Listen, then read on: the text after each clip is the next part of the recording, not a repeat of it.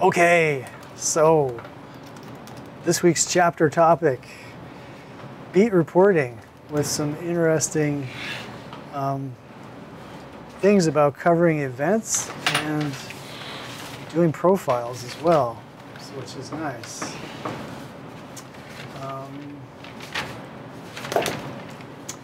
So let's see, profile writing. Okay, so I don't want to start in on events, but we'll get back to events. So, event. Okay, cool, there we go. So we'll come back to events. Play from the first slide. But Right. why? But why? Why come back to Why events? skip events? We're not skipping it. I just want to start with beats and whatchamacallit? Beats and profiles. Profiles. Thank you, JP. Gotcha. Yes. So, and there are some announcements. So first of all, where's my announcement pages? Tonight at 6 p.m. we have a career panel, a career-oriented panel, Careers in Broadcasting. So that's at 6 o'clock tonight in ArtX 165. And so that 3 industry professionals will be in to talk about, you know, what you need to get a career in this business and give their advice. So that could be something of interest. On Friday is the first meeting of the Broadcasting Club. And we're meeting at noon in ArtX 170. That's in the Arts Extension building. So if you're interested in participating in the club, it's not clear what activities there are yet, but there's people interested in reviving the radio station. There's a possibility to organize field trips, to have guests. If there's any special interests, we can see more about that. Corey? Is it, the meetings, are they usually going to be on Fridays? Or? The club meetings will be Fridays, but the activities may be on other days, depending on when we find, you know, that we want to do stuff. Okay. So if Friday's not a great day, Well, I'm in lab until 1 that day, so. Gotcha. I mean, I probably. well, stop by after, yeah. Or if it's lab with Doug, just see if you can get done and Yeah. get out by noon. Yeah. JP? Will there be a meme club next semester? Hopefully, yeah. Okay. It's student run, and it took a lot of effort on the part of some students to get it going this semester. Hopefully there'll be enough people continuing on next semester that it'll be much easier to start. So I can't guarantee it, but we'd all like to see it, I'm sure. Yeah. Okay, upcoming events in our course will be the midterm. Yeah, I can't believe this shit's happening. We're getting there, right? So the midterm is on October 12th. Usually the way I try to organize it is that means on the 10th we will review. So the 10th is a week from today. That's the Tuesday after. And then the 12th we'll have the exam. And I believe in this class, let me verify it. Yeah, so attendance is not required on the 12th for the exam, so it'll be online if you want to take it online. I'll have copies of it here in the classroom if you want to take it in the classroom on the 12th. So on the 10th, we'll be doing the review, and remember also your radio feature is due on the 10th. And everybody's supposed to come in on the 10th for that joyous occasion, so we can also review on that date. If we look at the assignments as to what the script is supposed to be composed of quotes that have come out of your radio interview, and then you write them together, basically as though you were writing a long rap. So your script should have the typical format that we have seen in the other radio scripts that you wrote in your reader and rap. So it should have a slug, the reporter's name, the total runtime. It's a 2-minute maximum. And then the anchor's introduction. And then your reporter comes in and you tell your story using some actualities.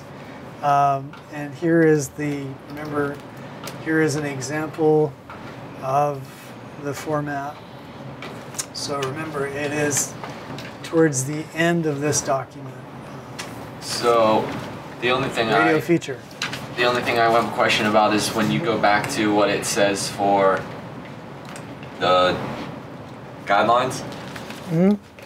I remember it was after actuality, like it's no longer in all caps. It's saying there that the actuality should be in all caps. Ah. Yep. Okay. Well, let's correct that now. We want to just make it Sentence case. sentence case. Yep. And let's just make it as unambiguous as, just the same format that you guys used before, right? So let's see. Cool. Actuality should be in sentence case. Like the example, let's say linked below. ACT, and it should also have like a square bracket, right? Do you want the 10th? Sorry? 10th. Do you want the 10th? Name, bracket. What should I write here? Name? Name's fine, yeah. Cool. And Jenny, I didn't understand. What did you say? Just a reminder question. Do on the 10th, right? Do I want what? Do on the 10th. Due on the 10th, yes. Due on the 10th of October, right. Yes. Shouldn't be capitalized. You're right, JP. Thank you. Otherwise, if we look at the example, right, it has the anchors lead in, then the reporter. There's some nat sound in there.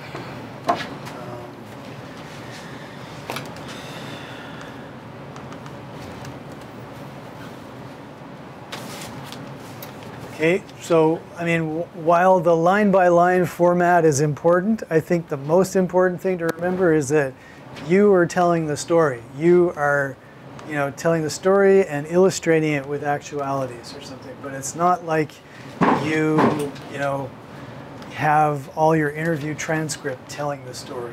That's the difference. So you're the one who's driving the story, writing a lead, presenting it. And occasionally you'll have brief actualities to let us hear from the newsmaker themselves. Does that make sense? I hope. Okay, so it's not a transcript of the interview, it's the actual radio feature script. So there's an example of one. And it's at the bottom of the whole, description of how to do this. Okay, well that's probably a very good thing to revisit. Okay. So next Tuesday, assignment, everyone should be here, and review for the quiz. And good. Cool. So Beats, one of the ways that print journalism organizes the work of their reporters is reporters are assigned to beats traditionally. And a reporter would develop expertise and contacts in the area that was their beat. So it might be Hall of Justice. So they would know people in the courtroom, and they would, be able to access a long history and knowledge about the goings-on in the justice system. The Chronicle has people on the education beat, a couple of them. Nanette Asimov, notorious for her reporting on City College. She always handles the education beat. There's somebody on the state government beat in Sacramento who always files the stories there. So that's the way print publications do it, and they typically have had larger rosters of reporters that could be assigned to beats. In broadcasting, journalists are often more generalists, so they don't have beats in the same way that print people do. You may be called upon to handle 2-3 traditional beats as part of what you do for a station. So some people have more expertise and ins in city government, so they may handle city government and education and something else. Other folks with a head for numbers may handle stories with economics and stuff.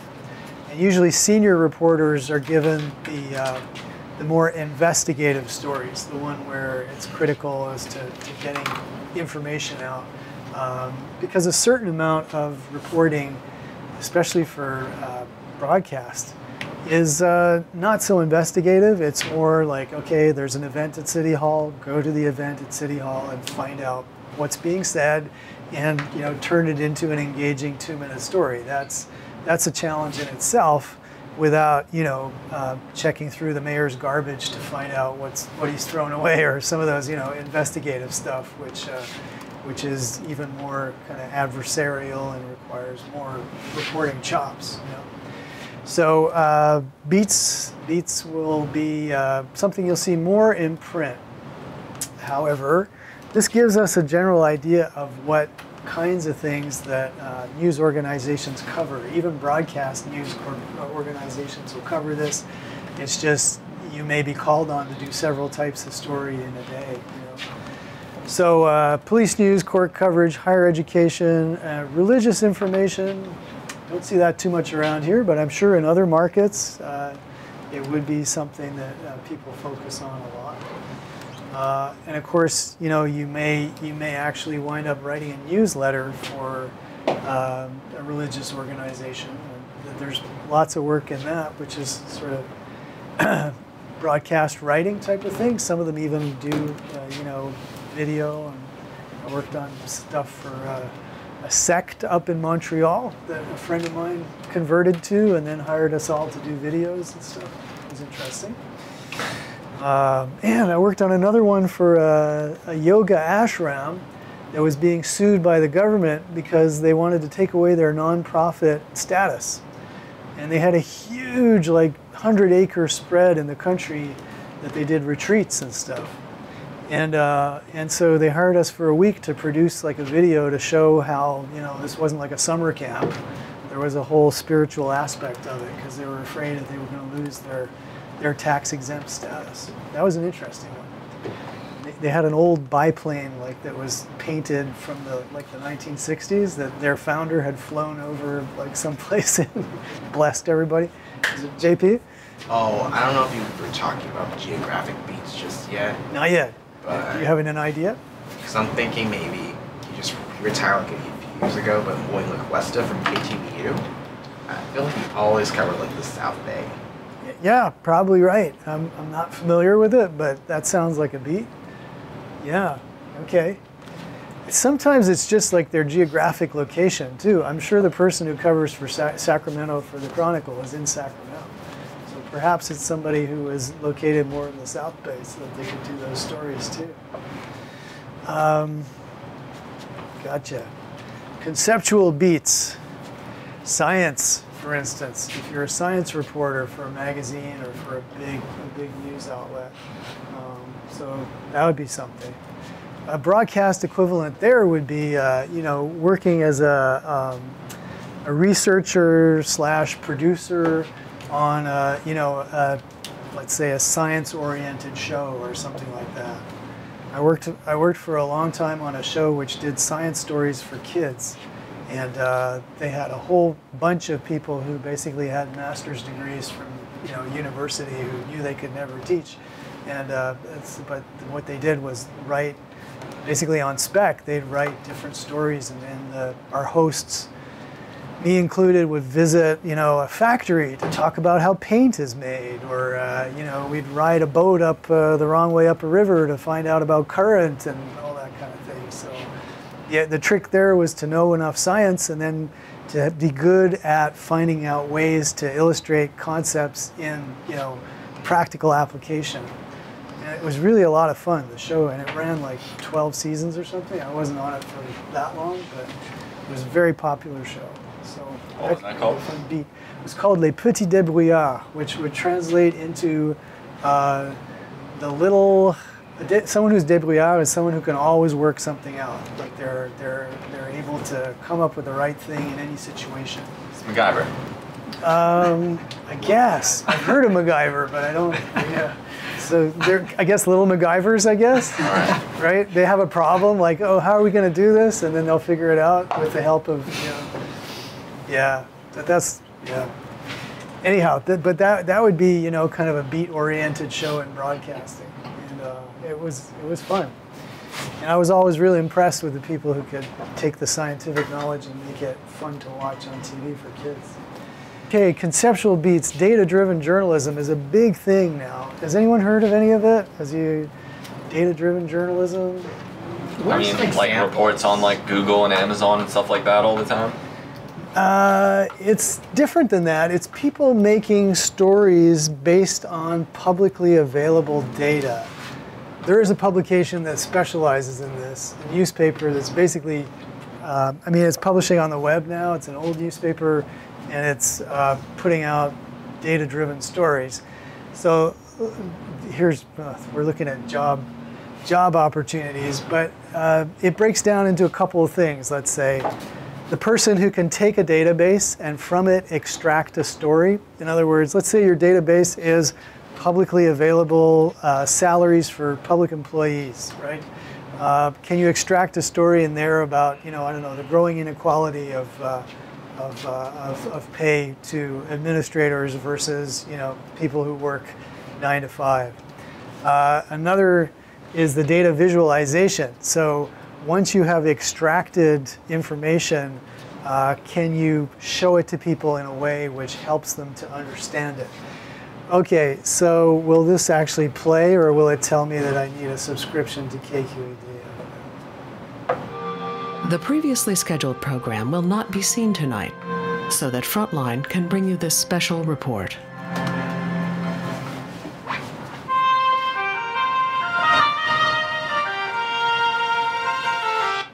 Forgive me for jumping back and forth. So, Top Secret America is a data-driven reporting about all of the different parts of the government which are shielded under secrecy laws that basically we're not supposed to know anything about. And Dana Priest, it's sort of the lead on this at the Washington Post, worked with other people in pulling out all this information. And I don't want to show you the 50-minute thing. I want to find Top Secret America. Let's find a trailer, sorry. Sneak peek. All right, on YouTube, why not? Here we go.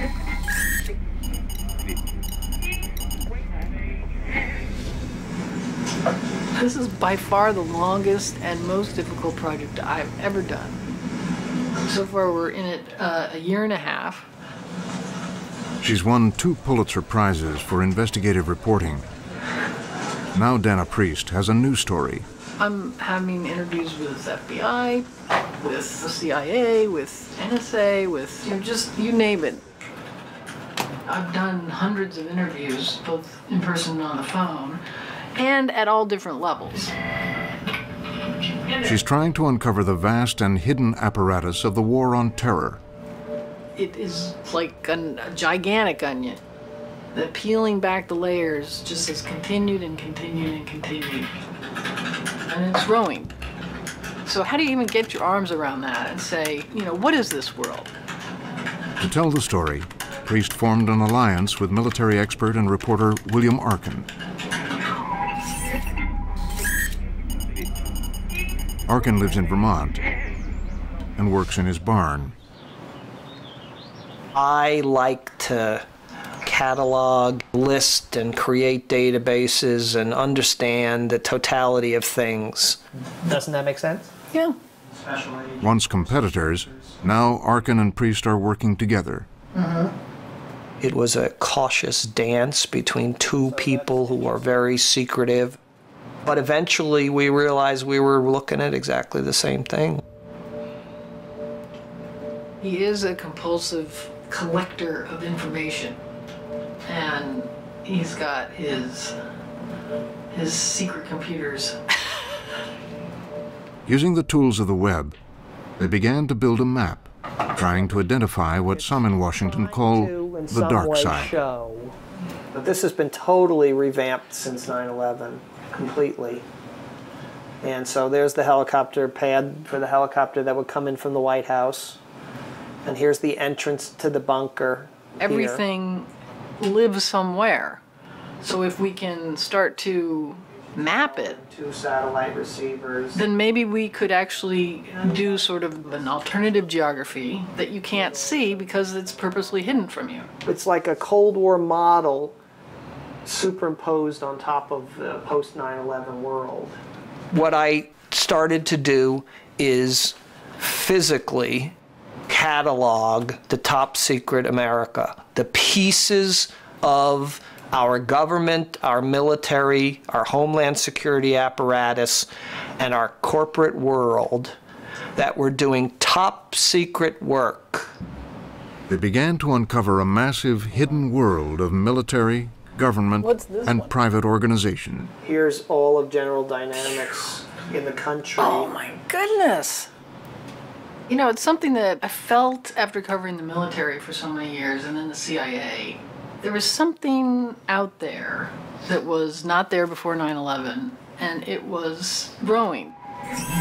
So Priest asked Washington Post photographer Michael Williamson to take pictures of the hidden sites Arkin was finding. So can we just go over what you have? Sure.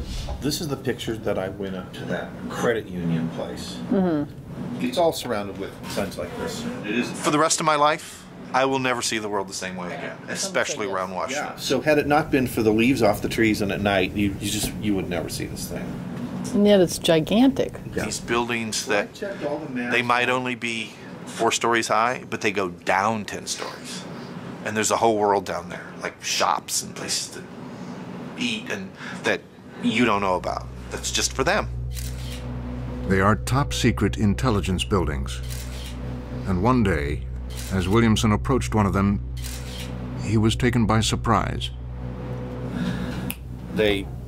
Cars, I don't know where they came from. I thought they dropped out of the sky and pinned me up against the curb. I wasn't even completely turned around. The creepy part about it was they didn't do anything for a couple minutes. And I literally saw commandos, coming out of the trees. They had masks and big jackets and heavy weaponry and just humorless, quiet guys the size of, bears. And where were you at that time? I was stuck behind the wheel, ordered to keep my hands on the wheel. Priest decided to personally verify the actual buildings Arkin's web work had uncovered. Hundreds of secret locations hiding in plain sight in office parks. And this is a gate to the NSA? Yeah, there's a government facility back in there. You'll see it better after we turn down this road. I met Dennis over the phone. I was looking for a realtor that might be able to take me around and show me the geography of what, in my mind, is this cluster, this density of top secret America. You've got Titan in here. CSC is in one of these buildings. General Dynamics. Security station here at the front where they check out the cars and look underneath. Yeah, so maybe you should put the camera down now. You just never know who's watching over here. It is a world that has gotten so big. I think we're up to close to 500 organizations. It's right through those trees. And 2,000 contracting companies that do top secret work. So you lease them the building, but you have no idea what they... Well, you don't ask. You need it when, you need how much, and then you get out of the way. There are close to 1 million people who are living in this different world. This has gotten so big, it's impossible to manage. 17,000 locations, 1,300 government entities, 3,666 private sector entities, 1,200 government agencies.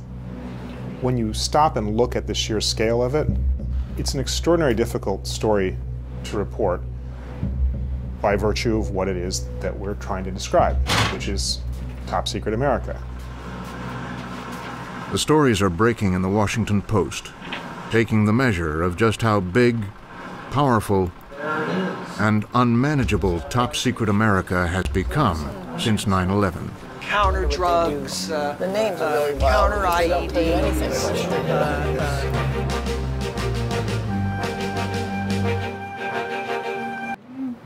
Okay, so that would be... This is an example of data-driven journalism, I guess? Data-driven journalism, which is conceptual B. Yeah, exactly. So there, she's working up a concept, like what's become of, all those top secret organizations that are out there. So half of the trick here is in visualizing the data in different ways. So the stories originate in databases where you have, various forms of information, and then they usually result in a story written out of that, but also some kind of visualization to help us make sense of it. So I can put this link up there if you guys are interested in that. So this would be something that done in the outer reaches of print journalism. Not so much in broadcast, although as you saw, that was a collaboration between NPR and the Washington Post, the Top Secret America example.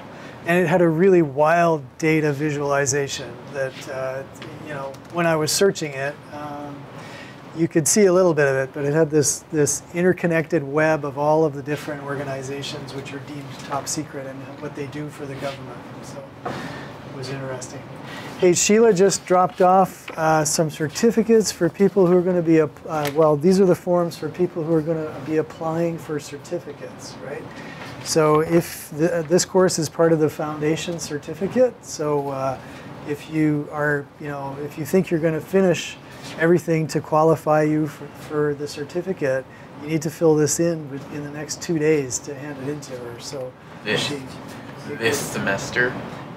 Yes, if you're finishing up all those courses at the end of this semester, you need to apply for this now. Okay. Yeah, so they're here if you want one, grab them. Okay, so that's very interesting work being done on the outer reaches of conceptual beats, I guess. Data-driven journalism. So some ideas about, you just found a job and you're getting into perhaps a new city. Maybe you just graduated from our program and you've gone to a small market somewhere else because that's where you could find a job in a local TV station, for instance. So you typically arrive there without too much of an idea of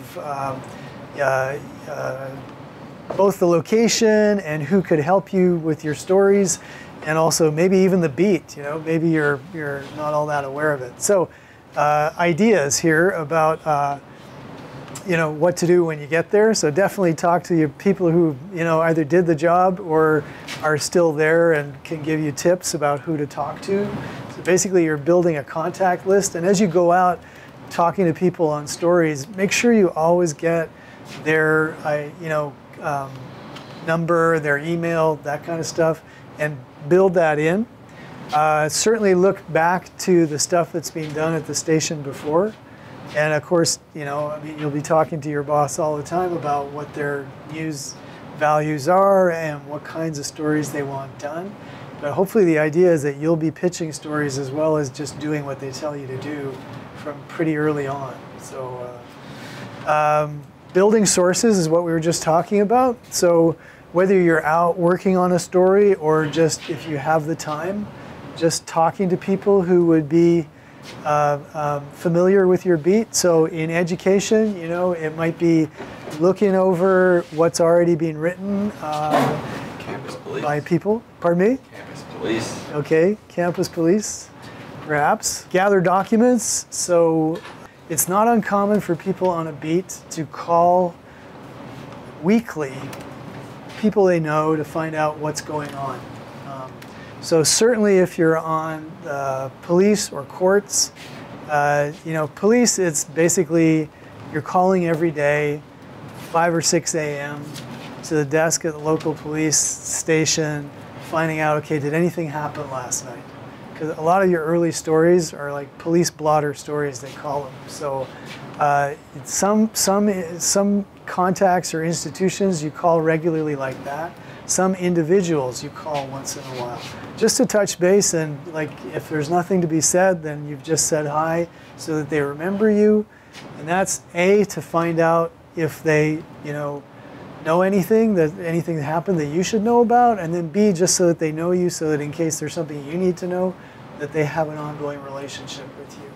So, and that is fills in a lot of dead time for any broadcast journalist, is just trying to stay connected, basically.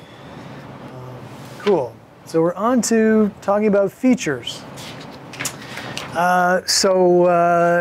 This could help you if you're writing a feature for next Tuesday based on your interview, and probably you've done some of this thinking already. So identify the main assertion of a feature. Now I would have said, you know, what is the focus? And so we're meaning the same thing. What is it that you want people to come away with? What's the key point? If this is a feature or a profile about somebody, then you know what's the focus going to be on? What this person does, what makes them special. When you're getting into writing the feature, see if there are other stories on the topic. Find out, you know, how is what you're working on going to be different. And sometimes this is appreciated even by the interview subjects, because you're asking them questions they haven't necessarily heard before. So you're looking to do something that is a little different than what others have done. So first thing you maybe need to know is, what have others done? So Google the person, the thing, the company they work for, or the agency that they work for. Find out as much about them as you can. Let's see. So, profile writing. The personality profile helps you explore the life of an interesting person, explain to your readers how this individual arrived at this point in life. So, some people working on a profile, that's the name of the game. Interviews. You always want to conduct interviews in person. This is especially important with a subject for a personality profile. So yeah, hopefully, but if it turns out that you cannot manage to talk to somebody directly over the phone or answering questions by email and such, that's okay, right? Hey, so the guy I'm interviewing doesn't want to do like through the email interview. So do you know any apps I could use on my phone? I could just like record it over. To record over the phone, gosh, I'm not sure. I know some of the girls here last time were saying something like they remember. Yeah.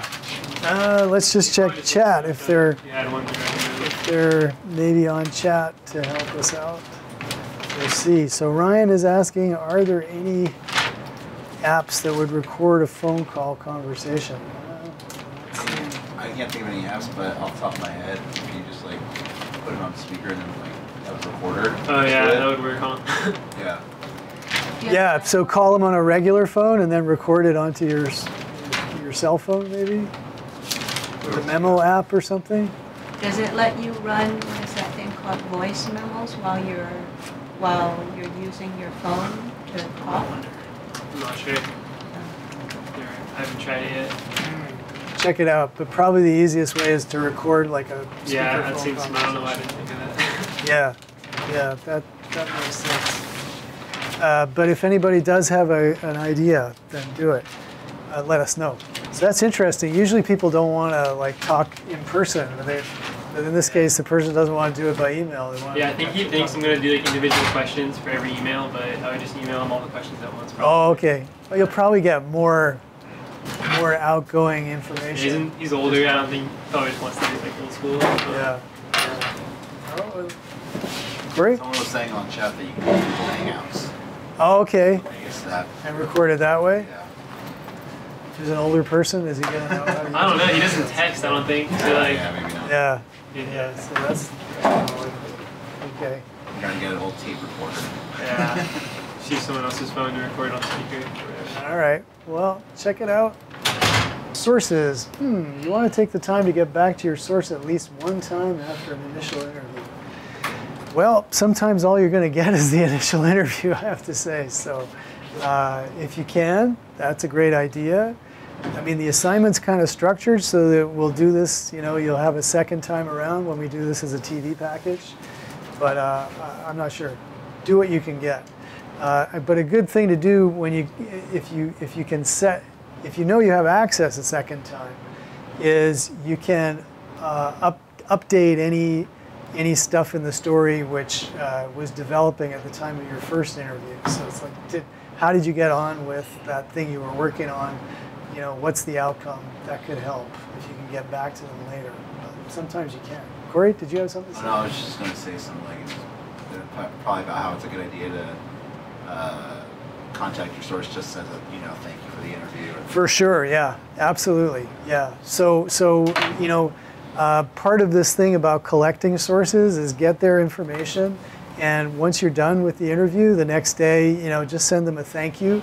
And in some ways, that's a nice way just to, make sure that things stay open afterwards. Thank you very much for the interview. If I have any other questions, I hope you'll be, available at some point to just to answer and stuff like that, and give your contact information in case they want to get back to you, because they might have, another thought about what they said or something like that. So it's a good idea to keep the lines open, and that way, if a year later you want to get back to them, they don't feel just like, oh well, you asked this stuff and then disappeared. So it's good for courtesy and for keeping things going. So if you have the advantage of actually being able to go to talk to the person in person, what's great is you're going to be able to observe and capture details that you can work into the story as well. So if it's something about the location or the environment that this person cultivates, they're a genius, but they live in a total mess, like Albert Einstein or something like that. These can be interesting contrasts or things to bring into the story. Another thing about it is, well, it says down here actions. As we were talking about it last time, broadcast stories often try to sort of seize people in the midst of some kind of activity so that it's ongoing, and that can be easier, to engineer if you actually catch up with them while they're doing something in person, versus they're just sending you an email. You have no information about the context. You don't necessarily know how they live or what they're doing, so that makes it hard to just come up with something where you can drop into the midst of it. So observation is preferable, but look, if you can't, despite your best efforts, if you can't actually sit down and talk to somebody, then you can get the information without that. But for a profile, I guess for a profile, it's more important because you're trying to give more of a sense of a person rather than just report the who, what, where, why, when, how. So observations can help. Localizations, so this is something that happens a lot in broadcasting. You'll get a wire story, like a story about, something that's happening statewide, like, I don't know, a budget crisis or something like that. And the local station will assign you to take that wire story, which has, the statewide information, but find somebody local who's affected by it so you can work it into a local angle. So that's localization, where you take, and usually these stories are already on the wire. They're already provided to your station because your station subscribes to the Associated Press, or or they're part of a network which will provide you with information. So your job is just, okay, how does this play to someone living in San Francisco? And what I've always heard, even from the news director at KQED, when I interviewed him like 5 years ago, he was just saying, Bay Area is amazing because there's people from all over the world. So, no matter where the story comes from, there's somebody here who's affected by it. Tidal wave in Japan, there's a huge bunch of people from Japan here who are going to be affected by it, and so on and so forth. Shooting in France, you've got French people in City Hall demonstrating, a week later. And so almost everything has a local angle in San Francisco because it's such an international city, which makes covering it really interesting, as he was telling me before he died. So direct look, a microcosm of a broader topic, I guess. What does that mean? I think that would mean that, we could certainly find, over in Berkeley or wherever, a raging current, a raging years-long controversy over relations between Palestinians and Israelis. I mean, if you just listen, 5 o'clock on KPFA Flashpoints, one of their favorite topics to visit and revisit is just, the situation in Israel or Palestinians. So, in a way, what you're getting is like local actors, providing a microcosm of global events, I guess. So maybe you can find other stories like that. Jenny? Would the third one be like the diamond structure you were talking about? I think here what it is more like you're looking in your local area for people who kind of are expressing the different sides of larger conflicts or just topics. Like when they talk about a microcosm, I think the macrocosm would be, in my example, Arab-Israeli relations in the Middle East. The microcosm would be, you've got conservative and activist groups like right in Berkeley who are constantly duking it out on the airwaves, basically. Typically KPFA is providing you more of the left view, but it's out there, so kind of a microcosm. So the main thing to remember about localization is it's really taking a broader topic and finding out how it impacts people in your local area, and bringing that out that way. Obits. There are people who are professional obituary writers. On big newspapers, the New York Times has 4 or 5, and there's a documentary about their work and such. But yeah, in broadcasting, you don't find that. Okay, the big 3, unless it's a celebrity. True, right. There'll be a lot of Tom Petty reporting right now. Yeah, for sure. Tom Petty died? He did, yep. 66, a heart attack, 2 days after he finished his grand tour. Wow. Yeah. He officially passed away? Yes. They had him on life support for a minute. It was rumor yesterday, but they declared it for real today. Last night. Yeah. Okay, so let's come back around to talking about events. So we've got the information out there in the textbook about covering profiles anyway as part of features. So hopefully some of that's helpful. If not, it's just the textbook doing what it can. The other thing, the other option is covering an event, right? So in our class, we've defined an event simply as something that happened, something that you could go to and you could report on. And I think the textbook takes a little bit more of a formal approach to events in the sense that these are, news conferences or speeches. So these are kind of publicly organized events to give information that you would attend as a reporter. So City Hall, let's see, I remember I have a reel of TV stuff when we get to that. There was, some good reporting done by KTVU about gas leaks in the refineries in the East Bay and all the public meetings that they had on those.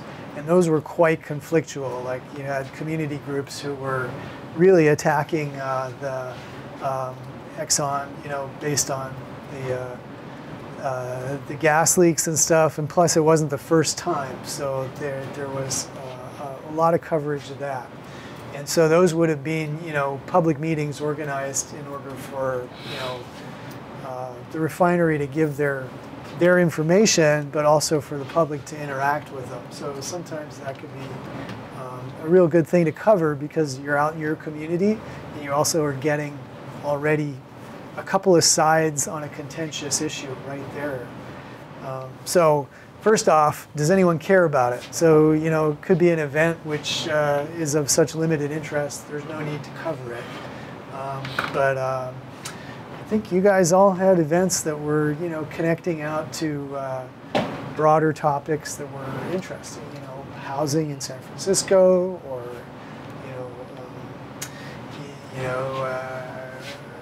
learning about other cultures through their cuisine, stuff like that. There's a lot of different events that we could cover. But a broadcaster might just go to those, events that have a higher public profile. Oh my gosh. So events, something out of the ordinary occurs. On my reel, I also have,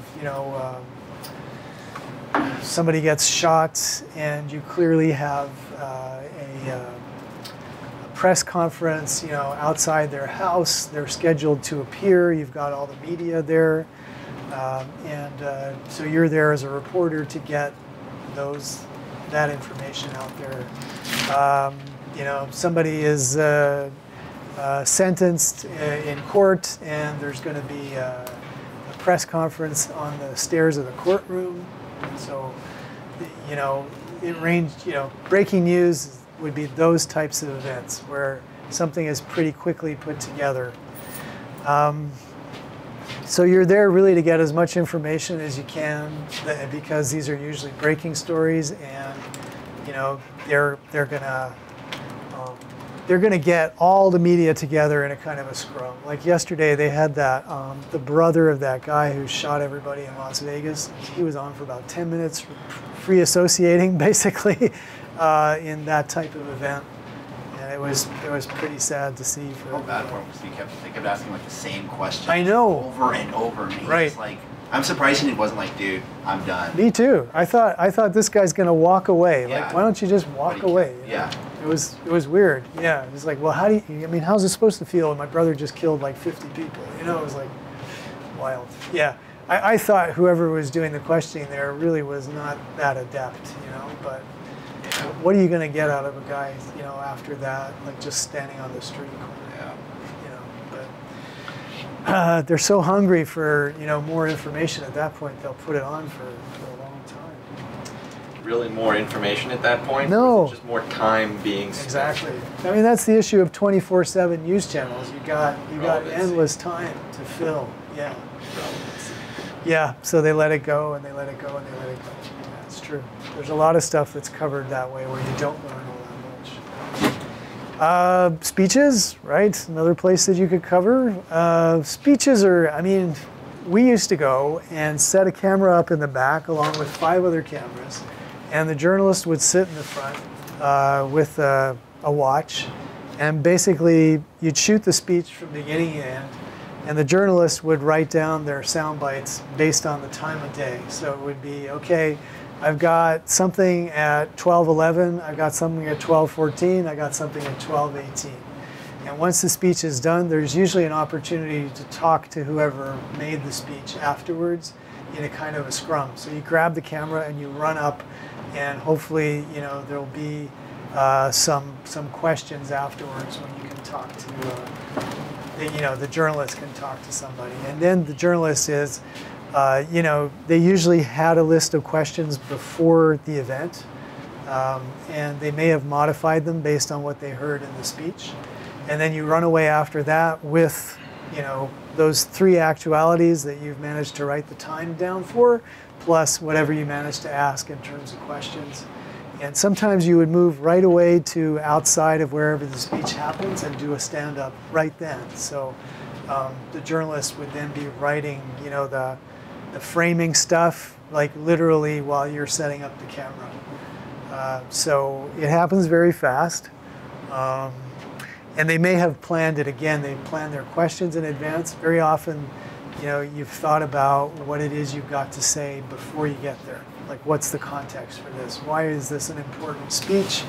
And so then, you know, you can bring that to writing the rest of the package around it pretty quickly. So it happens fast. And sometimes the remarks will be put out in advance as well. Like important speeches are sometimes published in advance or sent out on the wire, so you know it. Meetings are good because that involves the public, and so there's a back and forth, and sometimes it can get very passionate, which makes for good television. Interactions between the police and community. I mean, I've seen a number of stories on that already. Again, you could ask, how much do we learn from that? We learn that people are pissed off, but it makes for emotional television sometimes. So that can be useful. News conferences, that's another one. So at that point, you're part of a whole bunch of people, and they don't usually have questions and afterwards. So that sometimes just a camera person will be sent to that without any journalist, and you bring back the images, and a staff writer will write something around it. So that's often how raps are done, or in television it has a slightly different name, but that sometimes gets done without a journalist present. So how to prep for that type of event, given that we haven't included some of the more interesting community events that you guys might have been covering for your stories. However, these things are like the everyday work of a broadcast journalist, going to a news conference or covering a speech, or, that's 9 times out of 10, you're never sort of driving around looking for a story. It's like, you know that sentencing will be at 11 a.m., so you're going to be there for that, and you're going to be outside setups for the press conference. It's going to be outside afterwards. That's how those things work. So how to prepare for it?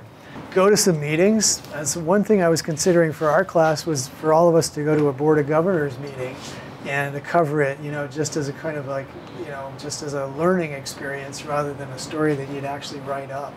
But, just figuring out what we should get to know about what's going to be discussed. The agenda is published in advance. So typically you can learn what's on the agenda and then find out enough about it so you don't go just trying to figure it out at all on the fly.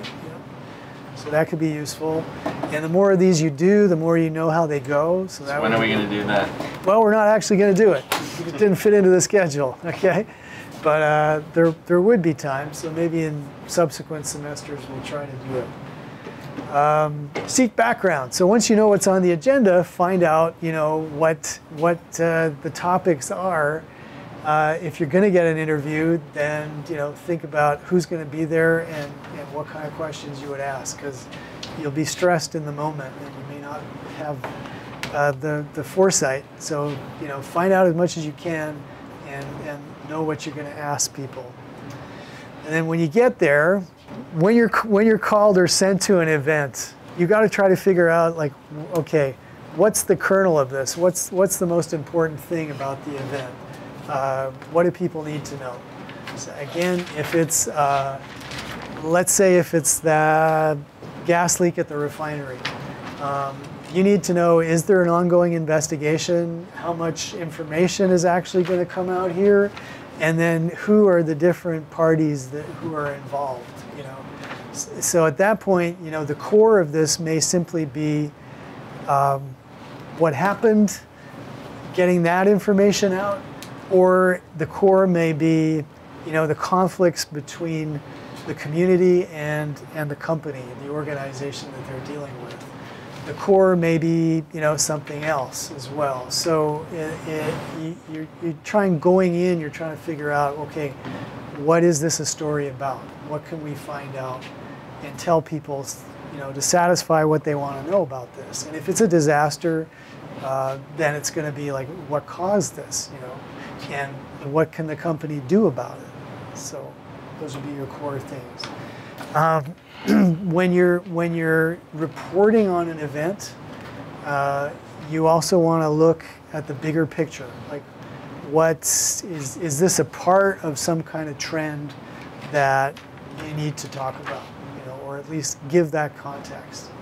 If it's, community relations with the campus police, what are the history of interactions that they've had recently?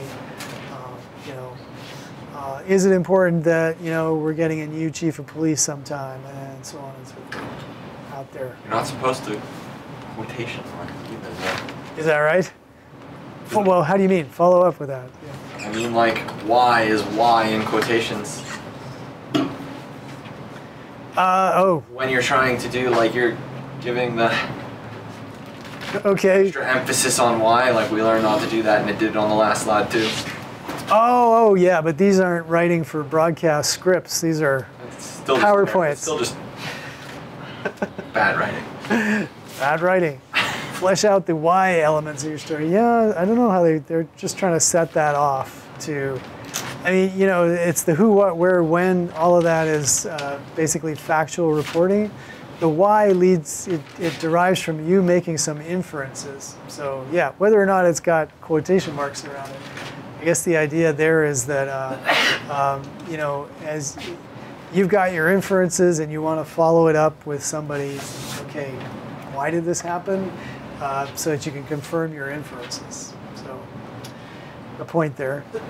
Seek secondary sources. Yeah, so in this phase of your reporting, doing your radio feature, you only need one source, which is the person or that you interviewed, plus whatever secondary sources that you can get out there. In this case, we're talking about events.